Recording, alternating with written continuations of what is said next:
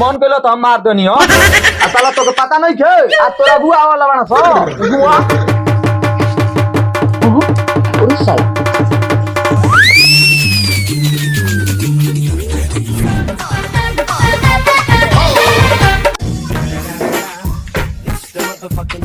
कोई बात नहीं आज साला आज ले तू झाड़ू ना लगे ले झाड़ू लगा दे ले।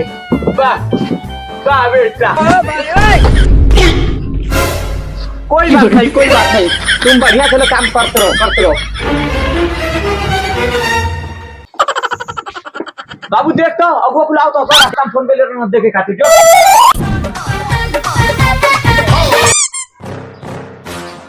सारी लेट ना हो आओ चाचा चलो चल तो पापा हो आवा तुम सो का आवा तुम सो धौ के आओ जल्दी।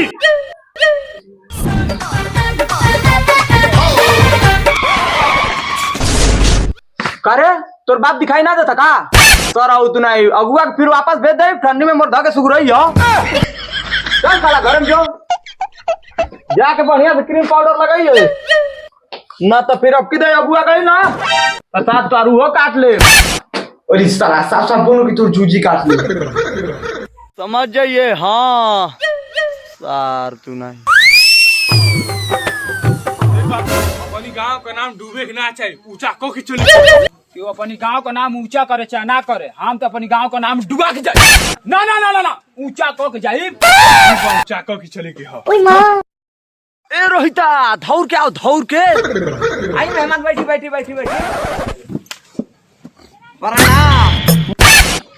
प्रणाम का कौन नियम हो हमा कोई ये नियम हो प्रणाम। अरे करवा तू का चुका थे चाचा आवे तो चाचा मत रहो हमन के यहाँ के ये नियम है बहन चो साला लड़का दिखाई नहीं लड़का मत रहो ओके। ए सुनी ना कहा बोलो यहाँ लड़का देखे आइल बाड़ा लोग की झाट उखाड़े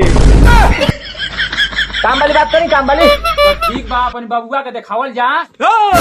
हमारी बबुआ के बबुआ कहबे तोरा बबुआ के बबुआ ना कहे तो कुत्ता के बच्चा कही बेटी चोद ये सारे लड़का दिखाइल है तो बेटी चोद कहाँ से ले बेटी चोद का मतलब के का लड़की सुंदर होके। हाँ तो माधव चोद एकर मतलब एकर बेटवा बड़ी सुंदर बा। हाँ तो ठीक बा मुंह दाल बात करी।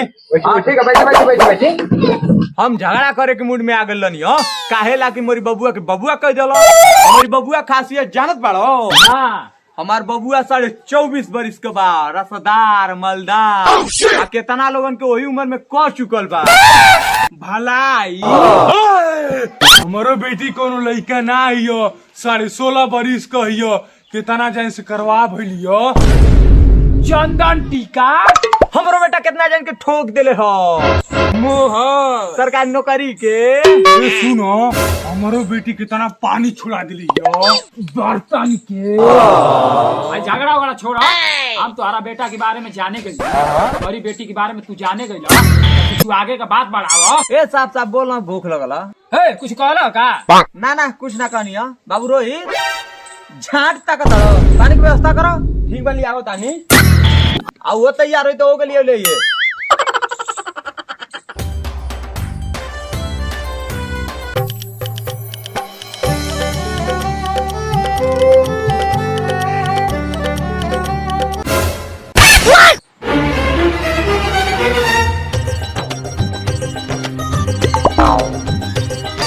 खाओ मेहमान जी का ताकत है ना खाए तो मार के गाड़ फाड़ दे। मेहमान यो काम करी ना हमन का ना खाए के हमन का मार के गोड़िए फाड़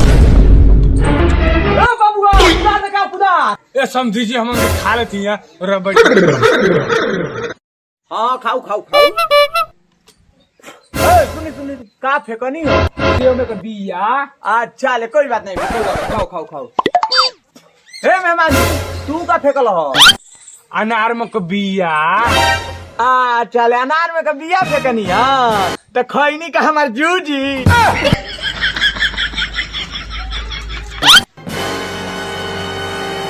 तब पेट भर गल मेहमान जी छाटे पेट भर गल। oh, no. कुछ कहनी है का ना मेहमान जी कुछ ना कले उहे कहले कि लड़का के बुलाओ।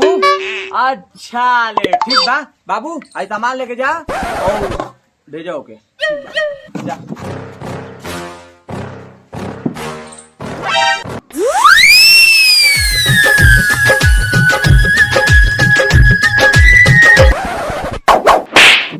जो साला पैर छू पहले ये संस्कार दिले हैं।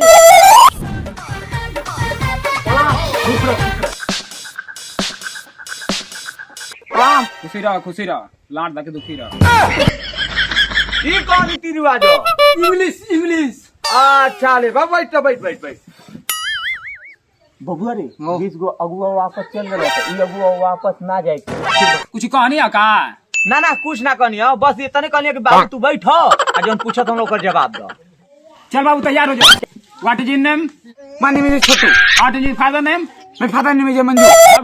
ए बाबू ई का पूछत हुए जमन होले का वास पूछले रानी जान।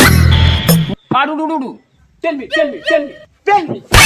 वाह ऊंच विचार लइका माधर चोद है। शादी मुबारक हो। मुबारक हो शादी।